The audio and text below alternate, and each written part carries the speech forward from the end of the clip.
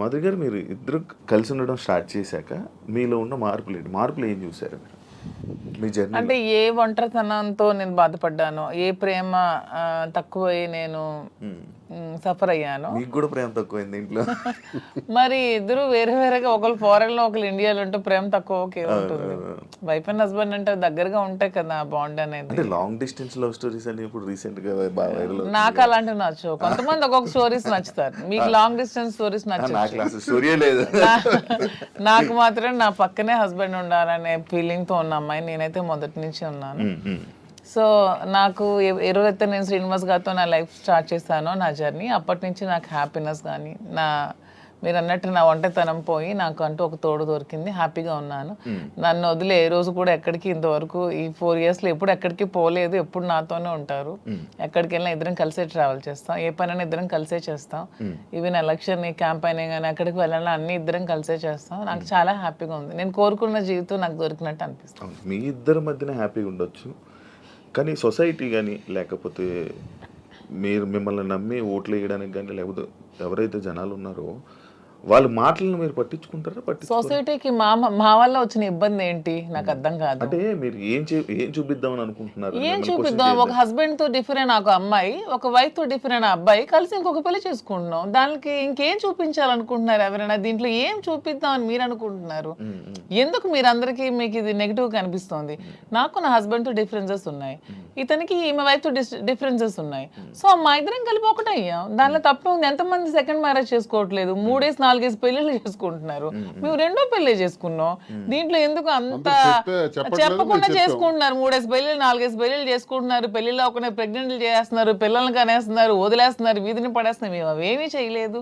మేము మాకు డిఫరెన్సెస్ ఉన్నాయి, వీళ్ళకి డిఫరెన్స్ ఉన్నాయి. మా పబ్లిక్ చెప్పాం, మా ప్రజలకు చెప్పాం, మా ప్రజలకు చెప్పే మేము మొన్న ఎలక్షన్ చేసాం. ఎలక్షన్లో నేనే దగ్గరుండి చేశాను. వాళ్ళకి అన్ని నా గురించి తెలుసు. మా ఇద్దరిని దగ్గరుండి చేసాం. మా పిల్లల్ని చూసుకున్నాం. వీళ్ళ పిల్లలు పెళ్లి చేస్తారు, వీళ్ళ పిల్లలు సెటిల్మెంట్లు చదివించుకున్నాం. మేము గాలికి వదిలేదు కుటుంబాలకి. వీళ్ళ కుటుంబానికి ఆస్తి మొత్తం ఇచ్చేస్తున్నాడు, రోడ్డు మీదకి వచ్చారు. నేను నా తల్లిదండ్రుల ఆస్తితో నేను ఉన్నాను.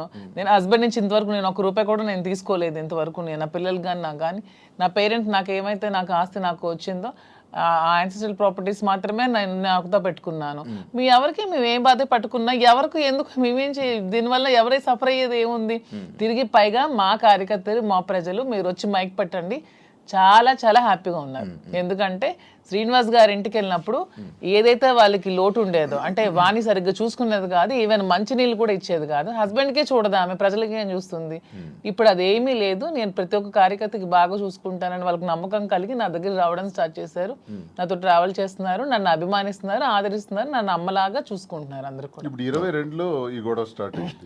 24లో నేను ఎమ్మెల్యే పోటీ చేశాను. నా మీద పోటీ చేసి గెలిచినటువంటి అచ్చెన్నాయుడు రాష్ట్ర తెలుగుదేశం పార్టీ అధ్యక్షుడు ఎన్నికల ముందు ఏం చెప్పాడు? రాష్ట్రంలో హైయెస్ట్ మెజారిటీ నాదే, అబౌట్ 70,000 ఓట్స్ అన్నాడు. నిజానికి కూటమి ప్రభుత్వంలో ఎవడు నామినేషన్ వేసినా 40,000, 50,000, 60,000తో గెలిచారు. మా జిల్లాలోనే 4 ఎమ్మెల్యేలు కొత్తోళ్ళు, మొక్కం తెలియనోళ్ళు కూడా, ధర్మాన ప్రసాద్ లాంటి వ్యక్తి మీద కూడా 3 రోజుల ముందు వచ్చి నామినేషన్ వేసి 54,000 మెజార్టీతో గెలిచాడు. మరి అచ్చెన్నాయుడు ఎంతతో గెలవాలి? కనీసం 70తో గెలవాలి కదా. 30, నా 73,000 ఓట్లు. ఇవన్నీ తెలిసి ప్రజలు నాకెందుకు ఇంకా నైతికంగా బలంగానే ఉంచారు. నైతికంగా అచ్చెన్నాయుడు ఓడిపోయినట్టే. కిందోళ్ళందరికి ఒక్క 15 రోజుల ముందు వచ్చిన వాళ్ళందరికి కూడా 40,000, 50,000 మెజారిటీలు వచ్చి నీకేం 30,000? అంటే ప్రజలే 1,000 వ్యతిరేకించుంటే అచ్చెన్నాయుడికి 70,000 రావాలి కదా. ఇంత వేవ్లో కూడా అచ్చెన్నాయుడు అతి తక్కువ ఓట్ల తేడాతో గెలిచాడు కదా. సో నేను గతసారి ఎంపీకి పోయినా 3,100 తేడా నాది. వాళ్ళకి మాకు ఎప్పుడు వెరీ లెస్ మార్జిన్, 3,000, 3,500. సో వీడు ఇలాంటోడు సంఘ వ్యతిరేకమైన పని చేసాడు, కొట్టండి అనుకుంటే నాకు 20-30,000 ఓట్లకి తగ్గి కుదించేసి ఆయనకు 1,00,000 మెజారిటీ ఇవ్వచ్చు. అది జరగల ఇంత వేవ్లో కూడా. అదే మాకు ప్రజల్లో. అయినా పర్సనల్ లైఫ్ ని ప్రైవేట్ లైఫ్ కి ఏంటి సంబంధం అండి? ఇది మా ఫ్యామిలీస్ మధ్యలో ఉన్న డిస్టర్బెన్సెస్ తో మేము ఒకటే. పర్సనల్ లైఫ్ ప్రైవేట్ రహస్యంగా ఉంటూ అబద్ధాలు ఎవడైతే ఆడతాడో వాడు దొంగ. పర్సనల్ లైఫ్ ను ఓపెన్ గా తెరచిన పుస్తకంలో జనం ముందు చెప్పేస్తే దొంగలు ఎలా అవుతాము? వాస్తవం చెప్పిన వాళ్ళు అవుతాం. ప్రజలే గుర్తించారు, ప్రజలే గౌరవిస్తున్నారు. ఈ రోజు మాకున్న గౌరవం పెరిగింది సమాజంలో. ప్రతి ఒక్కళ్ళు ఎక్కడ చూసినా సార్ ఒక సెల్ఫీ అంటారు. కార్లు ఓవర్టేక్ చేసుకుని పరిగెట్టుగా స్పీడ్గా వచ్చి ఒక ఫోటో కావాలని అడుగుతున్నారు. డాక్టర్స్, ఇంజనీర్లు, పెద్ద పెద్ద ఎంప్లాయీస్, ఉన్నత స్థాయి వాళ్ళు, పోలీస్ ఆఫీసర్స్, పెద్ద పెద్దోళ్ళు కూడా. ఒక పెద్ద ఆఫీసర్ అయితే మొన్న చేయి తీసుకొని గుండె మీదలో పెట్టుకొని పెద్దగా ఊపిరి తీసాడు. ఏం సార్ ఏంటి అంత ఎమోషన్ అవుతున్నారు ఏంటంటే, మీరంటే నాకు ఇష్టం సార్. ఆయన ఏం అర్థం చేసుకున్నారు? పెద్ద ఆఫీసర్. ఇంకా చాలా మంది పేర్లు చెప్పకూడదు. వాళ్ళు ఏం అర్థం చేసుకున్నారు? ప్రతి ఒక్క జీవితంలో కూడా కథ ఉంది. ఆ కథ చాలా మంది చెప్పలేక భరిస్తున్నారు. మేము చెప్తాం. ఇప్పుడు మీరు ఇన్స్పిరేషన్ అంటారు, చాలా మందికి ఇన్స్పిరేషన్. ధైర్యంగా బతకండి. ఆవేశం ఎలా వస్తుంది? వాళ్ళ కళ్ళల్లో ఆర్ద్రత ఎలా వచ్చింది? ఆ సంతోషం ఎలా వచ్చింది? 1600 ఉన్నటువంటి యూట్యూబ్ మా ఫాలోవర్స్ ఈ రోజు లక్షలా దాటారు. 1,45,00,000 వ్యూవర్షిప్ ఎలా వచ్చింది? ఇదంతా ఎక్కడి నుంచి వచ్చింది? అభిమానంతో వస్తున్నదే. అభిమానమా కాంట్రవర్సీ అంటారు? కాంట్రవర్సీ ఎందుకు రావాలంతా? ఫాలో అప్ ఎందుకు చేయాలి? న్యూస్ కదా, లేటెస్ట్ న్యూస్ కదా, లేటెస్ట్ రెండు ఉంటాయి, ఈ రెండు ఉంటాయి. ప్రతి ఒక్కరికి రెండు ఉంటాయండి. ఎవరికైనా సరే రెండు కోణాలు ఉంటాయి. ఏ మనిషికైనా సరే విమర్శలు ఉంటాయి, పొగడ్తలు ఉంటాయి, రెండు ఉంటాయి. అవన్నీ బ్యాలెన్స్ చేసుకొని వెళ్తేనే జీవితం. రావణుణ్ణి మెచ్చింది ప్రజలే, రాముణ్ణి మెచ్చింది ప్రజలే. రెండు ప్రజలే. మీకు రావణుడు ఇష్టం ఉండొచ్చు, నాకు రావణాసుడు అంటే ఇష్టం. ఎవరి లైఫ్ స్టైల్ వాళ్ళది. నాకు రావణాసుడు హీరో, నేను హీరోగా చూస్తాను. సార్కి రాముడు అంటే హీరో. అది ఎవరి ఇష్టం వాళ్ళది. ఆయన ఎలా చూస్తున్నారు? రాముడు అనుకుంటున్నారు, రావణాసుడు? నేను డిఎస్ఏ అనుకున్నాను. డిఎస్ కి ఒక బ్రాండ్ ఉంది, దువ్వాడ శ్రీనివాస్ అంటే ఒక బ్రాండ్. ఎవరితో కంపేర్ చేయను. ఈ స్పెషల్ అంటే. సార్ మీ బిజినెస్లు అన్నీ వదిలేసారా? వదిలేదు, అన్ని లాగేసుకున్నారు. మేమేం బిజినెస్ వదిలేదు. మైన్స్ నాది 25 years నుంచి మైన్స్ కంపెనీ. ఎప్పుడు మైన్స్ ప్రపంచ స్థాయిలో కూడా ఐకాన్ బ్రౌన్ గ్రానైట్ ఓనర్ గా మంచి పేరు ప్రఖ్యాతులు సంపాదించాం. మైన్స్ లో బాగా పీక్స్ కి వెళ్ళాను. ఈ గవర్నమెంట్స్ లో గవర్నమెంట్ ఉంటే ఒకలాగా, లేకపోతే రిజల్ట్ రోజు ఈవినింగ్ లాగేసుకున్నాం. 4వ తారీఖు ఎన్నికల ఫలితాలు వచ్చాయంటే ఆ సాయంత్రం కల్లా నా మైనా ఒక్కసారి కొట్టి పంపించేశారు. ఈ రోజు వరకు పర్మిట్స్ ఇవ్వట్లా. 61 కోట్ల లాస్ సడన్ గా గవర్నమెంట్ రావటం వల్ల, కూటమి ప్రభుత్వంలో అచ్చెన్నాయుడు వీళ్ళు టార్గెట్ పెట్టారు. సరే ఇవన్నీ చేస్తుంటారు వాళ్ళు, భరిస్తారు. శ్రీను గారు అంత మైనింగ్ కంపెనీలు అలాంటి పెద్ద పెద్ద బిజినెస్లు చేసిన మీరు రీసెంట్గా చీరలు బిజినెస్లోకి తీసుకొచ్చేసారని చెప్పి కామెంట్స్ కామెంట్స్. దానికి బిజినెస్, సారీస్ బిజినెస్ కాదా? ఏదైనా బిజినెస్ ఏనండి. దానిలో కామెంట్ చేయడానికి ఏముంది? ఇప్పుడు శ్రీనివాస్ గారు ఎప్పుడు మైన్స్ బిజినెస్, తను ఫస్ట్ నుంచి కూడా. పర్లాకెమ్మిడిలో వరల్డ్ ఫేమస్ మెటీరియల్ తను అక్కడ ఉంది. పర్లాకెమ్మిడిలో తను క్వారీ చేశారు. ఆ క్వారీని కూడా ఇలా లిటిగేషన్స్ పెట్టి కేసులు పెట్టేసి ఇతను ఓడిపోగానే వాళ్ళ పార్టీ రాగానే టీడీపీ హయాంలో క్లోజ్ చేసేసారు. దాన్ని నిలదక్కుని పాపం మళ్ళీ కొత్తగా టెక్కల్లో స్టార్ట్ చేశారు. దాన్ని కూడా మొన్న రిజల్ట్ రోజు ఈవినింగే మొత్తం కూల్ చేశారు. పోర్టులో కాంట్రాక్ట్స్ వర్క్స్ చేశాం మేమిద్దరం. దాన్ని ఆపేశారు. సో ఇంకేం చేయాలి? నాకు ముందు నుంచి కూడా ఈ శారీస్ విషయంలో నాకు ఒక ప్యాషన్ ఉంది. నాకు ఒక ఫ్యాషన్ మీద ఒక ప్యాషన్తో, ఇంట్రెస్ట్తో నాకు ఈ శారీస్ స్టోర్ పెట్టాలని ఎప్పటి నుంచో ఆలోచన ఉంది. దట్టు ఈ శారీస్ బిజినెస్ ఏంటి, పాలిటిక్స్కి సంబంధం లేకుండా ఉండే బిజినెస్, పీపుల్కి మాకు, పబ్లిక్కి మాకు రిలేటెడ్గా ఉండే బిజినెస్ అనేది ఈ శారీస్ బిజినెస్. ఎందుకంటే మేము పబ్లిక్ ఎంత ఫెయిర్గా ఉంటే వాళ్ళు నచ్చితే మా దగ్గరికి వస్తారు, కొనుక్కుంటారు, వెళ్తారు. సో దీనిలో పొలిటికల్ ఇంటర్ఫీరెన్స్ అంటూ ఏమీ ఉండదు. సో అందుకని నేను శ్రీనివాస్ గారికి ఇంతవరకు మనం మైండ్స్ ఇవన్నీ చేసాం, చేసి ఎప్పుడు కోల్పోతూనే ఉన్నాం, ఎప్పుడు కూడా నిలదొక్కుకోలేదు. ఈ 4 years లో కూడా 30-40 crores వరకు పెట్టాం, లాస్ అయిపోయాం. మళ్ళీ ఇదే స్టార్ట్ చేసాం. మళ్ళీ నెక్స్ట్ టైం పార్టీ వస్తుందో రాదో, మళ్ళీ ఏమవుతుంది, పొలిటికల్గా ఇబ్బంది పడుతున్నాం. కాబట్టి ఇదన్నిటికీ డిఫరెంట్గా మనం తెలంగాణ అంటే ముందు నుంచి శ్రీనివాస్ గారికి నాకు హైదరాబాద్ మా ఫేవరెట్ ప్లేస్, మా ఇద్దరికి కూడా. హైదరాబాద్ ప్రజలు కూడా చాలా మంచి మనసున్న మనుషులు, ఎవరు వచ్చినా ఆదరిస్తారు. బ్రతకడానికి బ్రతుకు తెరువునిస్తుంది హైదరాబాద్. అదొక చాలా పెద్ద ప్రపంచం హైదరాబాద్ అనేది, చాలా మందికి లైఫ్ని ఇస్తుంది. సో ఈ ప్లేస్ని మనం చూస్ చేసుకుందాం. వెన్ కంపేర్ టు నాకున్న ఫ్యాన్ ఫాలోయింగ్లో ఒక 10% ఆంధ్రాలో ఉంటే 90% నాకు హైదరాబాద్లోనే ఉన్నారు. అంత మంచిగా నన్ను ఆదరిస్తున్నారు. సో మనం ఫస్ట్ బిజినెస్ హైదరాబాద్లో స్టార్ట్ చేద్దాం. నాకు ఇంట్రెస్ట్ ఉంది, మీరు కొంచెం సపోర్ట్ చేయండి. అపార్ట్ ఫ్రమ్ యువర్ పాలిటిక్స్ నా కోసం ఒక 10% టైం మీరు కేటాయించి బ్యాక్ ఎండ్లో ఉంటూ నాకు సపోర్ట్ చేయండి అని చెప్పాను. చెప్పగానే శ్రీనివాస్ గారు కూడా దీనికోసం మేము 5-6 months నుంచి దీని మీద మేము వర్కౌట్ చేసాం. కొన్ని షాప్స్కి తిరిగాం. వీవర్స్ ప్రైస్ కంటే కూడా వీళ్ళు ఎక్కువ ప్రైస్కి అమ్ముతున్నారు షాప్స్, రిటైలర్స్. అవన్నీ బ్రేక్ డౌన్ చేసి పబ్లిక్కి మనకు గుడ్ రిలేషన్షిప్లా ఉండాలనే ఆలోచనతో డైరెక్ట్గా వీవర్స్ దగ్గరికి వెళ్ళి మాట్లాడి మేమే మగ్గాలు అవి ఏర్పాటు చేసుకొని మేమే మెటీరియల్ ఇస్తూ వీవర్స్ని కూడా బ్రతికిద్దామనే ఆలోచనతో వాళ్ళతో శారీస్ మేమే దగ్గరుండి వీవింగ్ చేయించుకొని ఆ ఓవెన్ శారీస్ని పెట్టి మేము శారీ స్టోర్ పెట్టి ఓపెన్ చేసి ప్రజలందరికీ కూడా క్వాలిటీతో అండ్ తక్కువ ప్రైస్లో ఇద్దామని నిర్ణయించుకొని ఈ శారీ స్టోర్ అనేది ఓపెన్ చేస్తున్నాం. ఫస్ట్ బ్రాంచ్ మదీనాగూడలో స్టార్ట్ చేస్తున్నాం. విత్ ఇన్ 3 months జూబ్లీ హిల్స్లో స్టార్ట్ చేస్తాం. విత్ ఇన్ ఇంకొంచెం రోజుల్లో ఇంకొక 4-5 బ్రాంచెస్ కూడా ఎస్టాబ్లిష్ చేయాలన్న ఆలోచనతోనే ఉన్నాం. అంతేగాని శారీస్ బిజినెస్ అనేది తక్కువగా చూడకండి. కూర్చోడానికి కాదు, అంటే ఒక మంచి గ్రేట్ లీడర్ శ్రీకాకుళంలో మంచి దువ్వాడ శ్రీని గారు అంటే మంచి నేమ్ ఉంది. అంత లీడర్లా ఉండేవాళ్ళు. ఆయన నోట్లో నుంచి ఎప్పుడు లైక్ జనాల దగ్గరికి వెళ్ళి అవి ఇవి వినేవాడు. కాకపోతే మైనింగ్ కంపెనీ బిజినెస్ చేసేవారు, ఒక మంచి బిజినెస్ మ్యాన్ అనుకునే వాళ్ళం. కానీ అలాంటి ఆయనతో నోట్లో నుంచి మేము ఇలా శారీ బిజినెస్ చేయబోతున్నాం ఇలా చెప్తుంటుంటే ఎలా ఉండే ఆయన్ని ఎలా చేశారు, ఎలా ఉండే ఆయన ఎలా చేయడం. బిజినెస్ అనేది ఏదైనా బిజినెస్, అది ఏదైనా చిన్న ప్రొడక్ట్ అయినా పెద్ద ప్రొడక్ట్ అయినా బిజినెస్ అనేది బిజినెస్ కింద క్యాలిక్యులేట్ చేయాలి. అది చీర జాకెట్టా లేకపోతే ఇంకేంటా అని చూడకూడదు. బిజినెస్ నాకు దీంట్లో ఇంట్రెస్ట్ ఉంది. ఇంతవరకు మైండ్స్ లో అతనికి ఇంట్రెస్ట్ ఉంది, మైండ్స్ వల్ల కోల్పోయాం. సో నా ఇంట్రెస్ట్ ఒకసారి వచ్చి చూడండి, చేద్దాం. మీకు తనకి ప్రజలే ఇష్టం, తనకి ప్రజాజీవితం ఇష్టం, ఇది కూడా ప్రజలకు లింకప్ అయ్యేది. మా కింద ఒక 100 మంది పనిచేస్తారు, మా ప్రజా సంబంధాలు ఇంకొంచెం బాగుంటాయి, ఇంకొంచెం మనకి పీపుల్ తో బాండింగ్ పెరుగుతుంది. వాళ్ళు కూడా మనం తక్కువ ప్రైస్ కి ఇస్తే ఓకే, శ్రీనివాస్ గారు మోదీ దగ్గరికి వస్తే మనకు తక్కువ ప్రైస్ కి శారీ వస్తుందని గుడ్ విల్ మనకు వస్తే చాలు, కోట్లు సంపాదించాల్సిన అవసరం లేదనే ఉద్దేశంతో శారీ స్టోర్ ఓపెన్ చేస్తాం. ఓకే, అంటే ఈ బిజినెస్కి దువ్వాడ గారు 3-4 కోట్లు ఎంతో ఇచ్చారు. ఆయన డబ్బులు ఇచ్చి ఈ బిజినెస్ కోసం శ్రీనివాస్ గారు ఎవరేమనుకున్నా నాకు అనవసరం.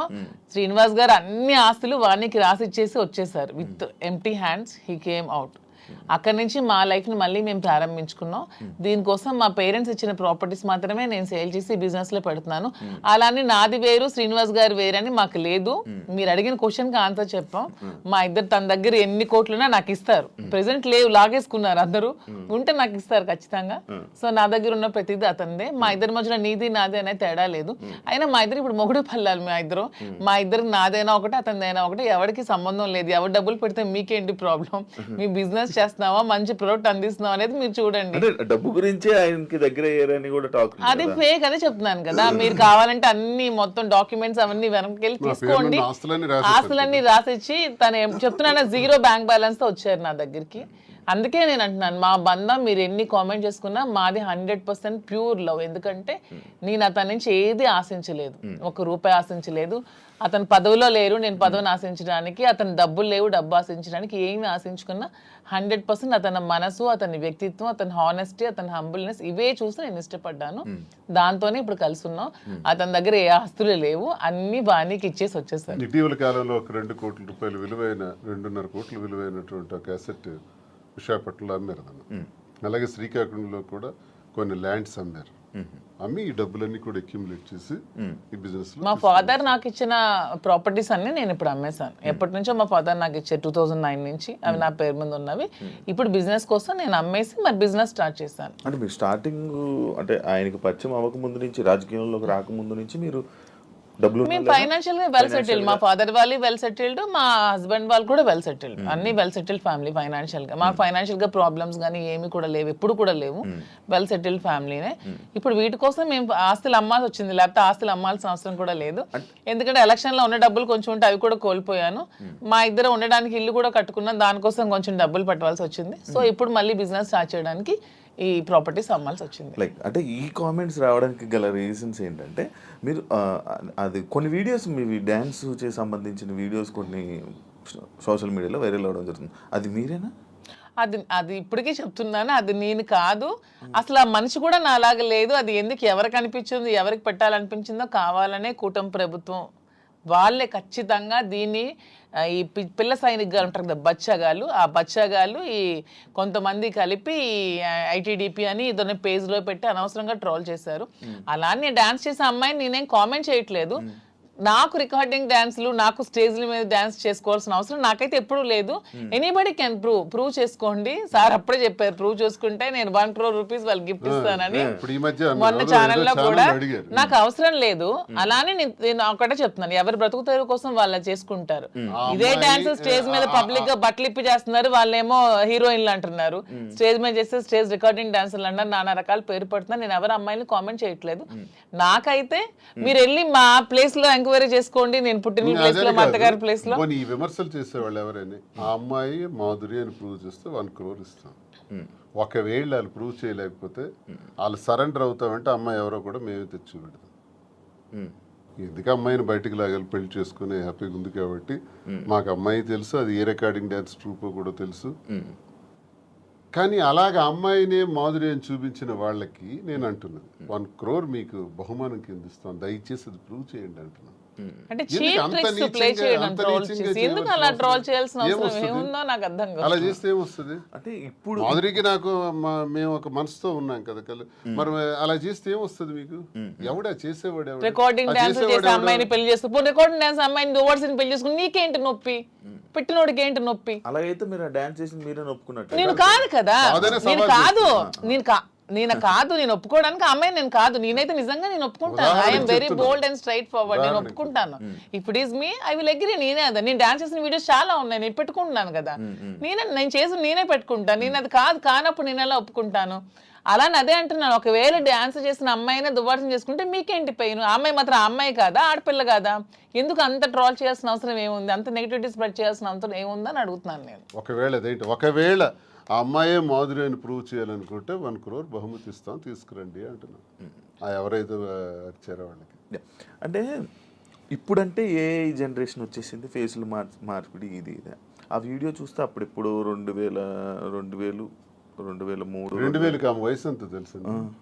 ఏమండి నాకు ఇప్పుడు 34 years అండి. 2000 అన్న ఏజ్ ఎంత ఉంటది? ఓకే, ఆ వీడియో ఎప్పుడు చాలా ఓల్డ్. నేను 2000 అన్న ఏజ్ ఎంత ఉంటుంది చెప్పండి? 2005 లో నేను 10th. నాకు ఎంత ఏజ్ ఉంటుంది? నాకు 2010-11 అప్పుడు నేను ఎంత పిల్లని ఉంటాను? ఆ అమ్మాయి అంత డాన్స్ నాకు ఎలా చేయగలను? కొంచెం నా పోనీ అట్లీస్ట్ నా చిన్నప్పుడు ఫోటోలు ఏవో చూపిస్తే మీకు తెలుస్తుంది. ఎప్పుడో మాదిరి చూపిస్తున్నారు కదా. అట్లీస్ట్ 2005 లో నేను 10th. పోనీ అప్పుడు నాతో చదువుకున్న వాళ్ళకి తెలుస్తుంది కదా. ఏదో మీలాంటి వాళ్ళు నమ్మాలి, ఎవరు తెలియని వాళ్ళు. తెలిసిన వాళ్ళకి ఏంటో తెలుసు.